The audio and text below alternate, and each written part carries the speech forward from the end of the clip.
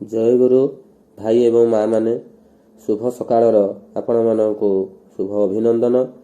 ଶ୍ରୀ ଶ୍ରୀ ଠାକୁର ତାଙ୍କର କତିପୟ ଗୀତିବାଣୀ ଛଡ଼ାରେ କେତୋଟି ମହତ୍ ଗୁଣ ତାକୁ କାର୍ଯ୍ୟରେ ପରିଣତ କରିବା ପାଇଁ ଆମମାନଙ୍କୁ କହି ଯାଇଛନ୍ତି। ତ ତାକୁ ଆମେ ଯଦି କାର୍ଯ୍ୟରେ ପରିଣତ କରିବା ନିହାତି ଭାବରେ ଆମମାନଙ୍କ ଜୀବନରେ ଉତ୍ତରୋତ୍ତର ଉନ୍ନତିରେ ହେବାରେ ସାହାଯ୍ୟ କରିବ। ତ ସେ କ'ଣ କହିଛନ୍ତି ଏବେ ଚାଲନ୍ତୁ ଶୁଣିବା।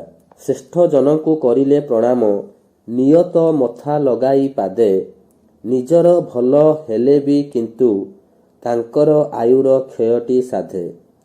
ଶରୀରଟା ତୋର ଲମ୍ବା ଯେତେ, ସେତେ ଭୂଇଁ ଦେଇ ବାଦ, କରିଲେ ପ୍ରଣାମ ପାଇବୁ ପ୍ରାଣେ, ଆନନ୍ଦ ପର ସାଦ। ପିତା ସ୍ୱର୍ଗ ପିତା ଧର୍ମ ପିତା ହିଁ ତପର ନନ୍ଦନା, ପିତୃ ପ୍ରୀତି ପ୍ରସାରି ଆଣେ, ସବୁ ଦେବତାଙ୍କ ବନ୍ଦନା। ମାତା ପିତା ଶ୍ରେଷ୍ଠ ଜନେ, ଶ୍ରଦ୍ଧା ଭକ୍ତି ଯାହା ରଖନା, ଇଷ୍ଟାନୁଗ ନହେଲେ ତା, ଆସିବ ନାହିଁ ସମ୍ବର୍ଦ୍ଧନା। ଏହା ହିଁ ଥିଲା ଶ୍ରୀ ଶ୍ରୀ ଠାକୁରଙ୍କର କତିପୟ ଗୀତିବାଣୀ। ଏହାକୁ ଆମେ ଶୁଣିକି ନିଜ ଦୈନନ୍ଦିନ ଜୀବନରେ କାର୍ଯ୍ୟରେ ପରିଣତ କରିବା।